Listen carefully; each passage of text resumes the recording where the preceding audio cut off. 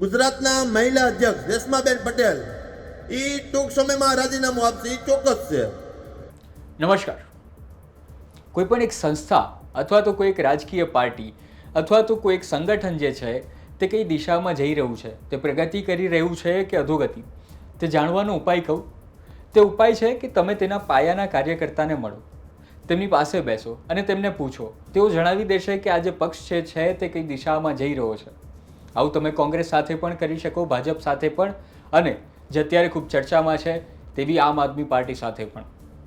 આમ આદમી પાર્ટીનો એક પાયાનો કાર્યકર્તા છે, તેણે પોતાની વ્યથા ઠાલવતો એક વિડીયો વાયરલ કર્યો છે, જેમાં જે આરોપ રાજુ કરપડાએ લગાવ્યા તે જ આરોપ આજે જ પાયાના કાર્યકર્તા પોતાને ગણાવી રહ્યા છે તે લગાવી રહ્યા છે. તેમનું સીધી નિશાન છે ગોપાલ ઇટાલિયા પર અને મનોજ સોરઠિયા પર.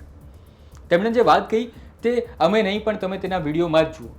અને સાથે આ વિડીયોમાં આ કરતાં મહત્વપૂર્ણ વાત એ કહી છે કે રાજુ કરપડા બાદ હજી એક મોટા નેતા જે છે તે આપનો સાથ છોડવાના છે. ઝાડુ જે છે તે ખરવાનું છે. કોણ છે મોટા નેતા તે જાણો આ વિડીયોમાં. જય હિન્દ, જય ભારત, જય દ્વારકાધીશ. હું આપનો ભૌતિક ભૂત, આમ આદમી પાર્ટી, જુનાગઢ શહેર. હવે મારે એક વાત કરવાની છે કે આમ આદમી પાર્ટીના જે કાર્યકર જુનાગઢની વાત કરું ને તો એની કોઈ વેલ્યુ જ નથી. કારણ કે મનોજભાઈ સોરઠિયા હોય કે ગોપાલભાઈ ઇટાલિયા હોય, એ હિટલર ચાય ચલાવે છે. ટૂંક સમયમાં તો હું તમને કહું ને તો એ લોકો હિટલર ચાય ચલાવે છે કે જે નાનામાં નાનો કાર્યકર્તા હોય એ આજ વર્ષની વચ્ચે આ મહેનત કરે છે તો એની કોઈ વેલ્યુ નથી. એટલે મારે આમ આદમી પાર્ટીને સંદેશો આપવા માગું છું કે આવનારા સમયમાં જો આવું થાય તો આપણી આમ આદમી પાર્ટી ખાડામાં જાહે, એ લખી લેવાનું તમારે.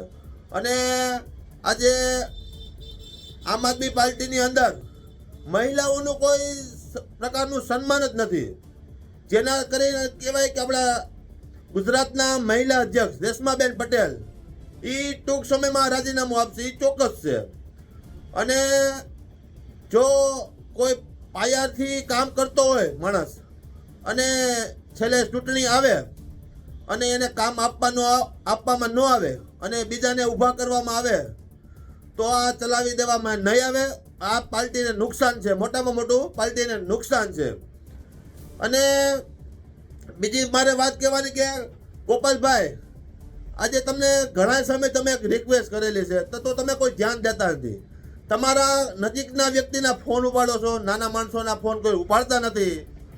એટલે મારે તમને કહેવાનું કે જે પાયાથી જ કામ કરે છે એનું તમે કામ કરો, એટલી જ મારી આશા છે.